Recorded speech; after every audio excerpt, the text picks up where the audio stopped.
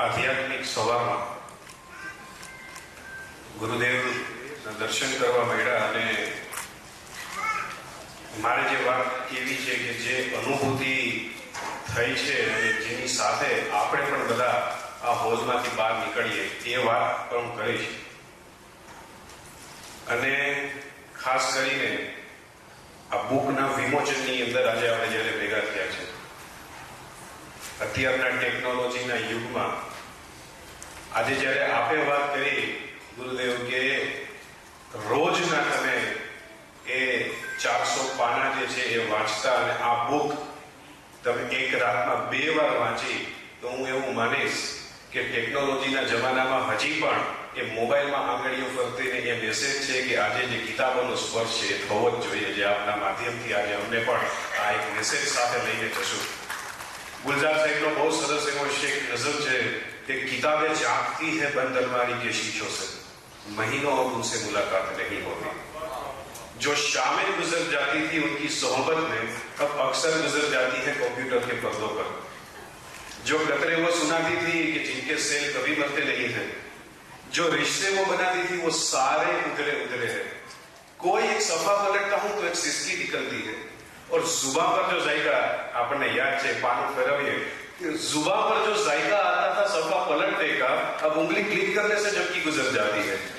कभी गोदी में लेते थे तो कभी सीने में रखकर ले जाया करते थे, कभी घुटनों को अपने रहल की सूरत बनाकर नीम सजदे में पड़ा करते थे जब छूते थे ज़मीन से.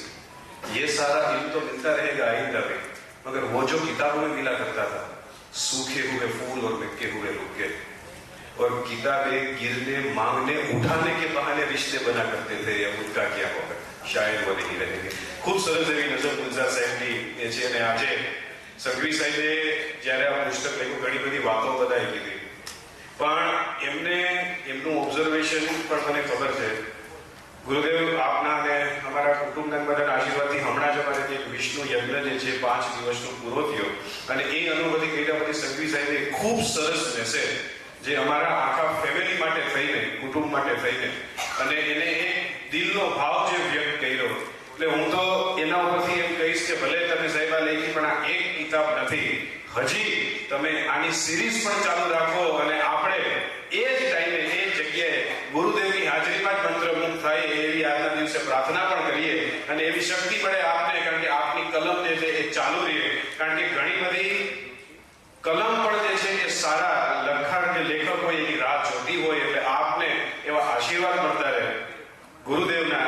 અને એનું ટાઇટલ છે હોલીવુડ ટુ હિમાલય. એક બહુ સરસ એવી એક બુક છે. એક લેડી છે જે યુએસ થી ઇન્ડિયાની અંદર આવે છે, એક ગુરુને મળે છે જેમના અંદર એક શિષ્ય રહે છે, અને પહેલી જ વાર જ્યારે એમને મળે છે હરિદ્વારની અંદર, ત્યારે એવું કહે છે એની લાઈફના ઘણા બધા ચેલેન્જિંગ એવા ઇશ્યુઝ હોય છે કે જે એમની પાસે જ ખોલે છે, બીજા કોઈને કહેતા નથી. એક જ જે છે એ સવાલ કરે છે, જે વાત આપણે કીધી કે કોર્ટ રૂમમાં થયું એ થઈ ગયું, પછી બહાર નીકળીને વાતને ભૂલી જવાની. એ એવું કહે છે કે તમે લાસ્ટ છેલ્લા મરણ પથારી સુધી આ વાતને લઈ જવા માંગો છો? તો કે ના. તો કે એના 1 અઠવાડિયા સુધી લઈ જવા માંગો છો? તો કે ના. એના 1 મહિના સુધી? તો કે નહીં, મારે આજે જ એને પૂરી કરવી છે. એ એવું કહે છે કે માં ગંગા પાસે જઈ, ત્યાં અંદર જઈ, હાથમાં પાણી લઈ અને સાચા હૃદયથી માં ગંગાને એવું કહેજો કે આ જે પણ મારો પેઇન છે, મારો સોરો છે ને, એ હું તમને અર્પણ કરું છું અને મારે એમાંથી મુક્ત થવું છે. એવું કરે છે ને એવું કહે છે કે એ પાણી એકલું નહોતું, જ્યારે હાથમાં લીધું ત્યારે એ પાણીની નીરે મારા આંસુ પણ હતા, અને 2 વસ્તુ મેં ત્યાં માં ગંગાને અર્પણ કરી, અને બહાર જ્યારે આવ્યા ને ત્યારે એક અલગ જ ઉર્જા હતી અને એક અલગ જ શરીરની અંદર એક ચેતન હતું. આજે આ દિવસે જ્યારે આ હોલની અંદર આવ્યા ને ત્યારે ઘણું બધું લઈને આવ્યા હતા. ઘણી બધી વાતો મગજમાં હતી, ઘણા બધા વિચારો મગજમાં હતી. આપના નાભીમાંથી નીકળેલો એક ઓમનો શબ્દ છે ને, હું આજે અહીંયા બધાને હું કહું છું કે અહીંથી બહાર જાવ ને ત્યારે એ જ યાદ રાખજો, બાકી બધું ભૂલી જાવ. આપણે અત્યારે કદાચ ત્યાં સુધી નથી પહોંચતા, પણ જે અનુભૂતિ એમને એ માં ગંગા પાસે થઈને જે થઈ હતી, એ જ આજે જ્યારે આપનો એ 2 મિનિટનો પણ જો એ મંત્ર હતો, કદાચ એ અડધી કલાક ચાલ્યો હોત ને કોઈ અહીંયા એટલું જ પીક ઓફ સાયલન્સ રહે. એટલે આજે એ અનુભૂતિનો ખાસ આનંદ થાય છે. અને એક વાત હું આપને તો ગુરુદેવ ક્યારેય નથી મળી શકતા, પણ એક જે સાચા શિષ્ય તરીકે હું એવું એવું કહીશ કે અમે છે ને યતીનભાઈના માધ્યમથી આપણને મળી જાય ને એવું અમને ફીલ થાય છે, એમના હૃદયમાં, એમના હોઠ ઉપર અને એમને કાયમ માટે. એટલે આજે સવારે અમે બે ભાઈઓ જ્યારે હતા ને ત્યારે ગુરુદેવભાઈને એવું કીધું બજારમાં કે હું છે ને તમને ઉપનામે એવું આપું કે અમે યતીનભાઈની સાથે વિનમ્ર મુનિ તમને કહેતા જાય. એવા અમારા એમના થ્રુ એટલે તમે લોકો એને વગેરે એવું માનીએ કે તમારા સુધી પહોંચે છે. હવનમાં બધા ઓમી નો આવતા હોય, એક જણો ઊંઘતો હોય તો બાકીના બધા હાથ લગાડતા હોય, પણ તોય ત્યાં સુધી અવાજ પહોંચતો હોય. એમના માધ્યમ થ્રુ અમને એમ લાગે કે અમે પણ તમારા આશીર્વાદ લઈએ છીએ. આજે આપને મળીને ખૂબ આનંદ થયો. એ અનુભૂતિ થાય છે કે અહીંથી બહાર નીકળીએ ને ત્યારે એક આધ્યાત્મિક અને સ્પિરિચ્યુઆલિટી લઈને જાય, બાકીનું બધું જે છે એ બહાર ત્યાં છોડી દઈએ.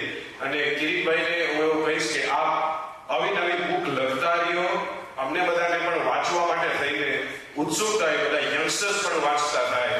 અને આજના આ દિવસે આપણે અહીંયા જ્ઞાન અને કોઠાપૂજ બેયનો સમન્વય છે. એટલે આ સવાલ જે છે આધ્યાત્મિક થઈ. ખાલી એક જ વાત કહીશ કે ખાલી જ્ઞાન જે છે એનો કોઈ મતલબ નથી. જ્ઞાન આપણને એવું કહે કે ટમેટું છે એ એક ફળ છે. કોઠાપૂજ આપણને શીખવાડે કે ભૂત સલેટમાં ન નખાય. અસ્તુ.